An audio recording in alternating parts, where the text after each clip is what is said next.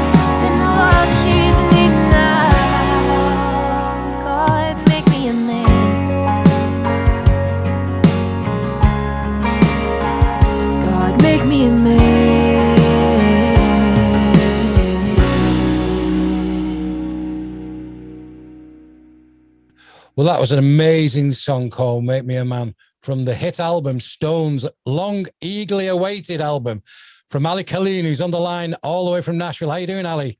I'm so good. How are you? I'm good. We were just speaking a little bit off air then. I know you've had interview after interview after interview, so we'll try and do a little bit of something different if we can. But what an album. I mean, what an album. 11 tracks of unashamedly good music, and well done. Thank you. Thank you. We worked so hard on it, and we're so intentional with every little thing, you know, down to the order, down to everything like that. So I love so much that you like it. I love that you called it a hit album.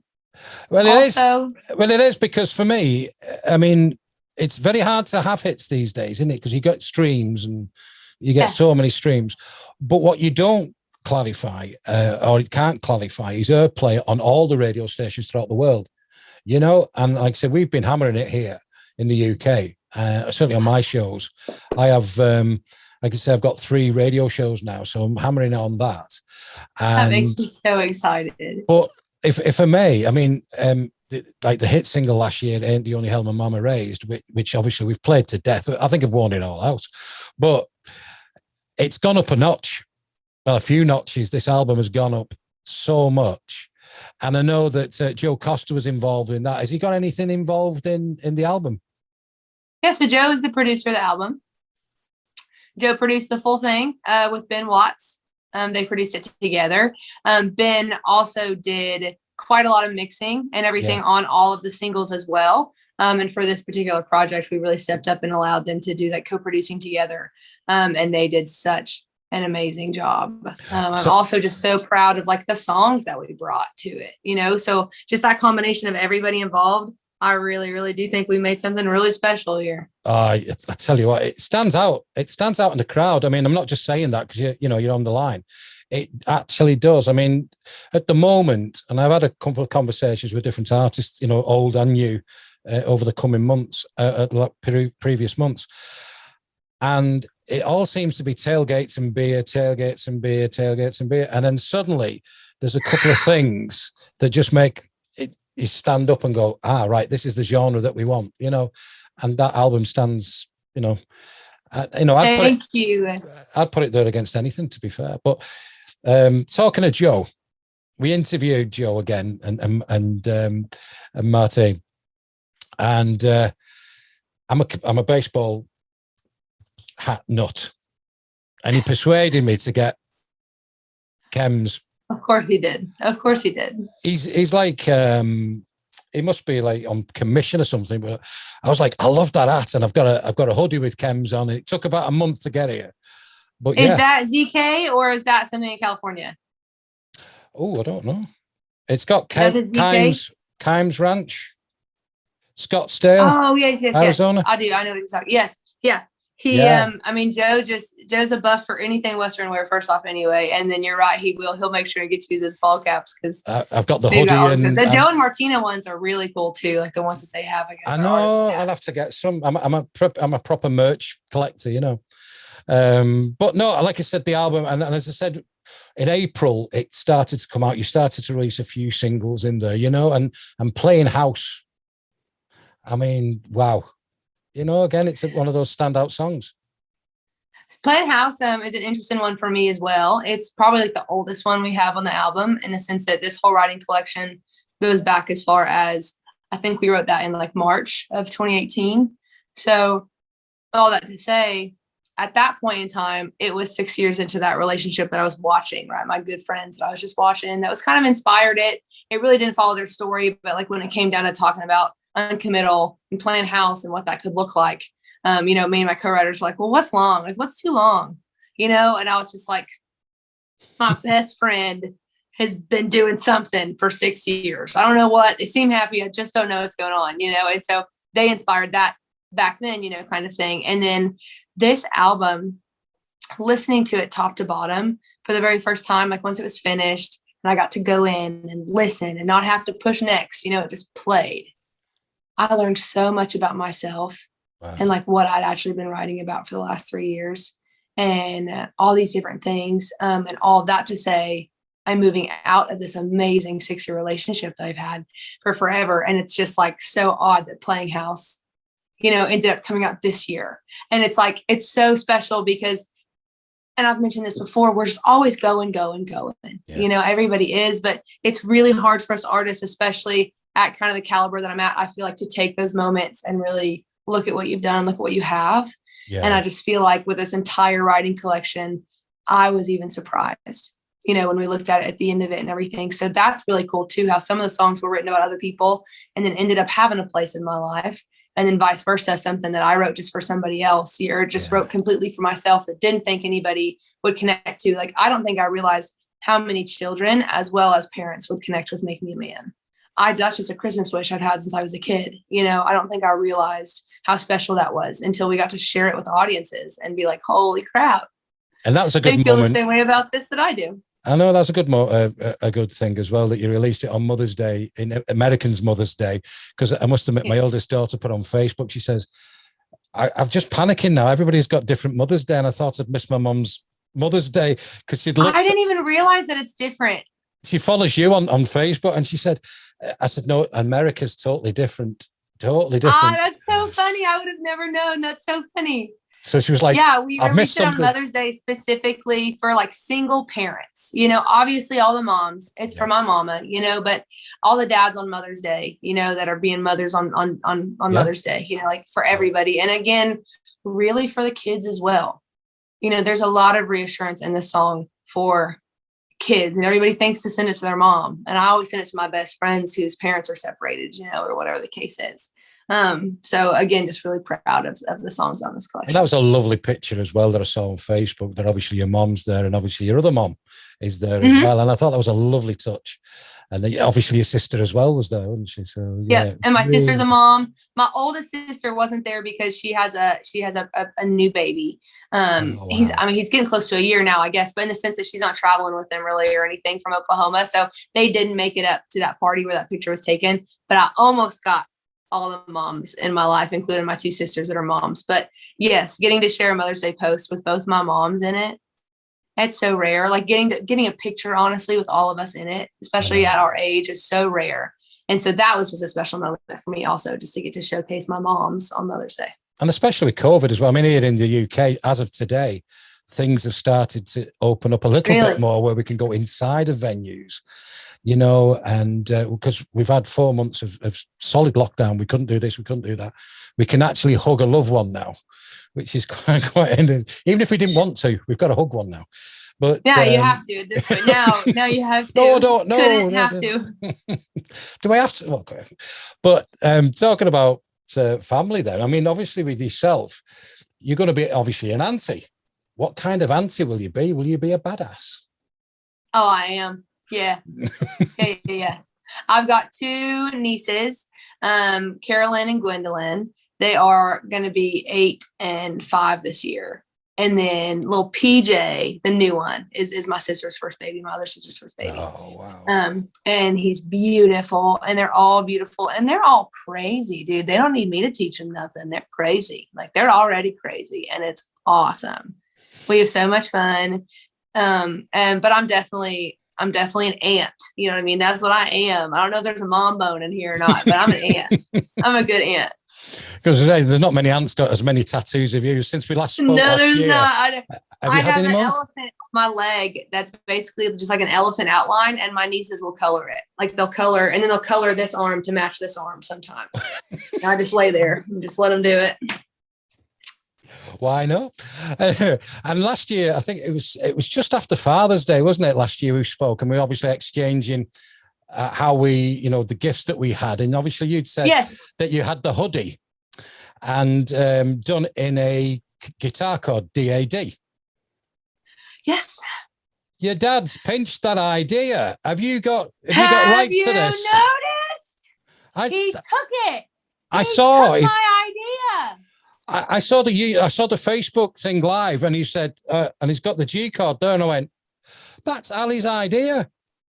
He took my idea. I know it. I actually, it's so funny. I went up to him the other day and I said, "Hey, man, you got one chance to jump into this like business opportunity." And he just rolled his eyes at me because he already knew I was talking stupid. And I was like, I'm making a line of just one-off, like Garth one-liners, you know, like blessings and curse, like everything, just all these different things. And I was like, here's your chance to like be a part of it. You know what I mean? Because it's going to be big. And he was just like, "No, I'm doing really, really well, actually, with these G hats that I just came out with." And I was like, "I can't stand you, sir." But he did. He took my stuff. And they're awesome, though, looking too, though. I'm kind of jealous. I'm like, gosh. I know. I looked online to see if I could get one to add to my collection. But I thought, as soon as I saw it straight away, it went, Allie's idea. She did the DAD. I did. I love that you remember that. Somebody out there knows that I did that. Yeah, because I told my daughter at the time, because obviously she got me a present, and I said, "Oh, Allie's got a dad this, and this." And she said, "Oh, I wish I'd have thought of that, you know." And but it was great. But no, going back to obviously over lockdown, there's a lot obviously happened or not happened, but you've managed to get out about and either on stream or local gigs or small, impersonal gigs. How's that been for you? Has it been a bit strange not getting all the big crowds initially? It's been pretty tough. I have to make this joke from stage too. It's like people forget how stale their eyes can get with a mask on. You know what I mean? Yeah. And sometimes you're just singing to these crowds and all you have is just dead eyes. Just this. A room full of outlaws. And it's just like, man, are you singing along? Like, are you even moving? Like, are you enjoying yourselves? Or are you anxious about the person 6 feet from you? So the energy was definitely weird. But then also you have your people that are just so excited to be out, and at a show and around people. And it's like the opposite of cabin fever. You know what I mean? They just lose it once they're out there, and just going for it. And it's so goofy and it's so fun. Yeah. And it's almost so weird that it just makes everything feel normal again on the road. Like, things are weird. That's the road. That's how it works. So it's definitely been challenging. It's definitely been different. But we were lucky enough in February to get to go and play some shows down in Florida where it was all open, and stuff like that, and play those shows. And to get to play in a room where nobody was having masks on, it was almost overwhelming, and it was like liberating and fun and awesome. And it was really, really special. And I will never again take for granted the one person that's listening. You know what I mean? Because playing for iPhones for a year was so hard and like just so unaffirmative. And to get to go out there and to see one person with me, I'm like, hey, you and me all night. Let's do it. Like, I'm here to perform for you. So let's go. And I'm so excited to get back to that. I got asked, certainly the initial lockdown, are you going to do some live streams? And I said, no. I said, I'm not. Because I like a crowd. I react with a crowd. I thought if I do it in my living room, I'm going to have to buy about 100 cardboard cutouts and sort of get that vibe and a little bit of background applause, just to get the vibe. But I didn't. But some of my colleagues here in the UK, they've tirelessly done it pretty much every day. Tip jar and whatever. Yeah. Yeah. Well, and it's interesting too, when you do think about, I was talking to a buddy yesterday just about music and stuff, and about, those that were bold enough to release music and put things out in 2020, and risk, spending the money to get it put out there and maybe not make anything back from it. And to do all that for the people that were just sitting at home, who'd watched The Office 8 times already, and about to start it for a 9th time. They needed new music too, and they needed new Netflix shows and new TV shows and all that stuff. So all of the creative markets that continued to create last year, kudos to you guys. You know what I mean? I can't imagine any profit margins that were lost there, to be honest. But at the same time, that is the only reason that I did my lives, because we would make good money off of it. But when we would, that was how I just paid my band. My band got that money and in replace of the shows we weren't having, because they have families and all that kind of stuff. So that was the only motivation for me, was just knowing that people couldn't go anywhere else. But then it was also really hard because you knew that you were going to go live at the same time that Luke Combs was going live. So why is someone going to get on my live and watch me? So it was hard and worth it, and hard and worth it and hard and worth it. No, it's great for the audience, worldwide audience, because then we get to see the artists that we like, and we can pick and choose who we like and do a live stream. I mean, I was lucky enough to go onto the CRS this year because it was on stream. I didn't, because obviously I'm over here in the UK. And that was amazing, a bit of Q&As, and obviously Trace Adkins as well did a live. I'm a massive Trace Adkins fan, and he did a live show as well streamed. And it was like 1 o'clock in the morning here. I was like, yeah, this is great. This, trying not to wake everybody up, but it's great, because we don't get to see a lot of unless it's C2C and whatever, we don't get to see the mega artists over here anymore. Right. You're right. I didn't really think about that too much, actually. I just think about, when I think about, any kind of overseas travel in the UK and in Australia and all that kind of stuff, it's like, y'all buy music. Like, you buy music. Yeah.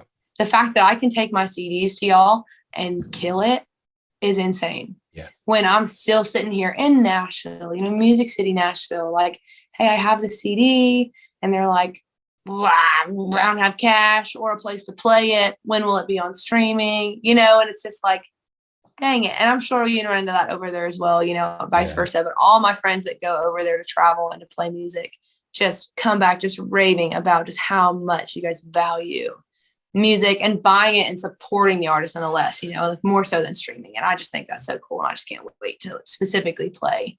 And you've been to Liverpool, haven't you? You've been over to, which is about 15 miles away from where I am right now. You've been to Liverpool. Yeah, I've been to Liverpool for like a day though. I was in a study abroad in London at the time, and there was a Beatles group, like some kind of Beatles group that came over from Belmont as well that was studying like historical music, and we went to Liverpool literally just for the day to go and do all the Beatles stuff. But it was still cool. But I didn't get to play in Liverpool. I stopped into like a pub a couple times and between my Ireland study abroad and then doing it in London, but I've never got to play over there. There's a big festival coming up I think it's the 4th of July weekend, actually. And it's the first one this year. Hopefully, fingers crossed, it's going to be on. But there's loads of artists there. So everybody's chomping at the bit a little bit, to get over there. Of course. But going back to the album, I mean, 11 tracks. I mean, I love the cover, actually. It's quite neat, isn't it? Is that your design? Yeah. Yeah. So Joe and Martina used that Letter Bright company for like a Joe and Martina photo shoot. And I thought it was so cool. And then they talked about maybe not using that photo shoot for their album cover like they wanted to and just using it for promos. And I was like, well, hey, I know we work so closely together, so I don't want to rub any whatever, but like I would really love to do to have like I Don't Give a just in beautiful like bright letters, and we didn't know what I was going to be yet. We took a couple different options. But then I knew that I wanted like stones to be in neon, over the top of it, like go back in and just add that in, and all that kind of thing. But I didn't expect it to turn out as cool as it did. I'm gonna be honest. I'm stoked about it. It's pretty neat, isn't it? Because it's simple but effective, and I think that's the key to it, isn't it? It's not razzmatazz. The songs sing for themselves, they and like I said, covers. Again, it's hard because if you don't have a physical copy sometimes, I used to collect vinyl, and it's just the pictures I used to get. And then I think, I'm not bothered about the band. I just looked at the pictures. But on streaming, on streaming, but again, obviously with Spotify and Deezer and stuff like that, you can still see the cover. And it just stands out. It's just great. I'm an artist, a sort of artist myself over the years. And I like designing things, and my youngest daughter does as well. And it's just, like I say, we appreciate that kind of thing as well. Yeah. So it's not just all about the music. I love it. It's that, Yeah, there was a couple like little things with the album cover that we really intentionally did. So obviously we chose kind of a wonky way to release this. Personally, I came up with this model as to how we were going to release this album, and I haven't seen anybody do it this way. So I don't even know if it works. Or if it would be successful or what it's going to do, but we're doing it. So our whole plan, like you said, April 2nd, Playing House came out, for streaming, digital, all that stuff, the very first release of the album. And then April 9th, the whole album came out as a CD. You go to my website, you could get it, that kind of thing. And so if you've noticed, the artwork that's on all the digital stuff is totally different than the album in the sense that it is just the track list and almost kind of like a doodle version of the track list, like what I would just doodle, like planning out my thing. And obviously that whole thought is, well, you're listening to Playing House, but what's Only Oklahoma? Like what's track 6? Like what's this about? And it's like, oh, well, if you want to hear it, you got to go to the website, you got to order the CD, or you can wait. And every 4 to 6 weeks, a song will come out, So right now we have Playing House and Don't Give Your Heart to a Cowboy and Make Me a Man out. Pink Lemonade's next in June. And all that to say, we'll do that until Black Friday when the whole album will come out on streaming. But we recorded 12 songs with this album. And one of them got a little too personal in the vocal booth for me. I just felt naked and I felt uncomfortable because it was the first time I wrote about my family and like growing up and what that was like for me. And all of a sudden it wasn't Allie sharing a very personal story, which I'm very used to and comfortable with. It was me talking about my parents in a light that isn't bad or isn't good, but it's also, you're not going to hear it and hear a story about my parents. You're going to hear a story about good old, GB and that kind of thing. And I got really anxious about it. But all that to say, I'm still working on it and I'm perfecting it lyric wise, and I'm making sure that it's good and I'm comfortable about it. And so when the album comes out on streaming, fully, it will have that 12th track. So even if you have bought the album, you've got to go and stream it as well to get that extra track. And then if we have made the money off of the physical that I'm hoping we do, we will print vinyls with the digital release. That will have like some kind of special show poster or like something inside also, to where you have to go and buy all 3 units, you know, and do all 3 units. And I think for that 12th song, for streaming, obviously in iTunes, like not so much Apple Play, but iTunes, that will be an album only kind of thing. You know, like you have to purchase the entire album off of iTunes or Amazon or something to get that 12th track, which nobody does anymore. So I'm interested to see apart from if your they dad, go and do that. Apart from your dad does. Yes, you're right. Well, he goes and buys actual albums. I don't know that my sweet angel dad goes on iTunes and buys music. I don't know if he knows that. But what I'm saying, when he releases the album stuff, only thing. Yeah, and it's like, yes, I can't get it on iTunes. I've got to go and subscribe to Amazon, and I've got vinyl, but I've got to, and it's like that. And there's a dear friend of mine. He lives in Liverpool, and we call him Little Garth because he has the whole thing, more better, you know, the whole thing, all of it. And he always says to me, look, I've got this, I've got Legacy, right? Okay. And then he said, oh, I've got this as well, because he's added one more track to it. And I'm going, he's good at marketing, that guy. No, he is. And that's, again, just something I've learned. You know, it's like if it's just a little different, they want it, you know. And it's there's no confusion as to how that man has 9 diamonds with his marketing strategy for music. You know, there's just no question about it. No. But again, my question is, cool, that's a fan base that is crazy. You know what I mean? That fan base is honestly kind of crazy. Love them, a little crazy. I don't know if mine's that crazy yet or not. You know what I mean? But I'm hoping they're going to go and get all the stuff and do that kind of thing. But all of that to say, all 11 songs I'm very proud of, and I'm very, very proud of this 12th one as well. And I'm really hoping that I have the courage to do it and to put it out and do all that stuff, because it's a beautiful song. I'm looking forward to it, really, because again, it's hard, and I think you've done the right thing, really, is to back away from the rawness of it, and then it'll probably develop into a better song, maybe.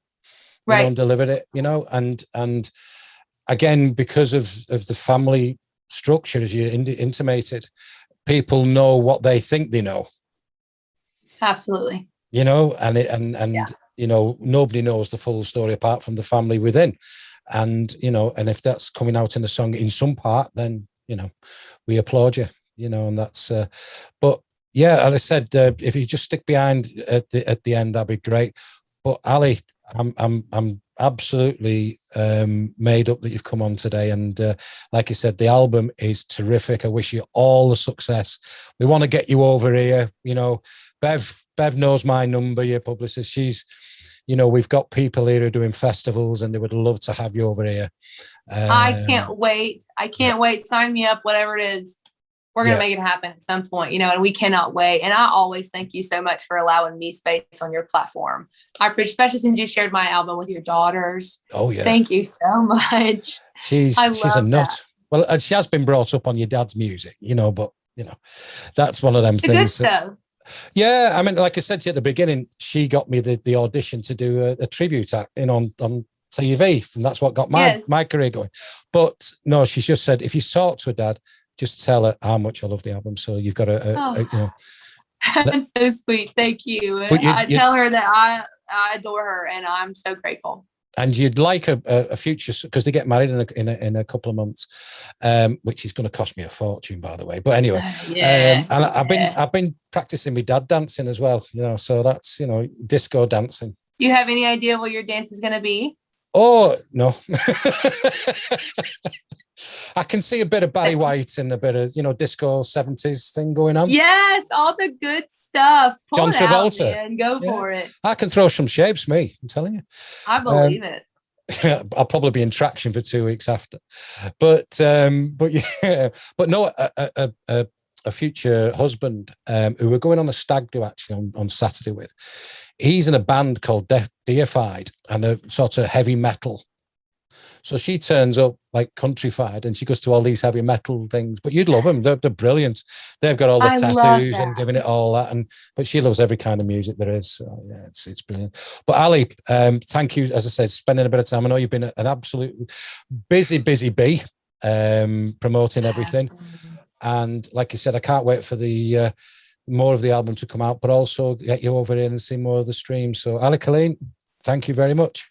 And Paul, thank you so much. I always enjoy it, and I always look forward to next time as well. So thank you so much. Thank you. You take care.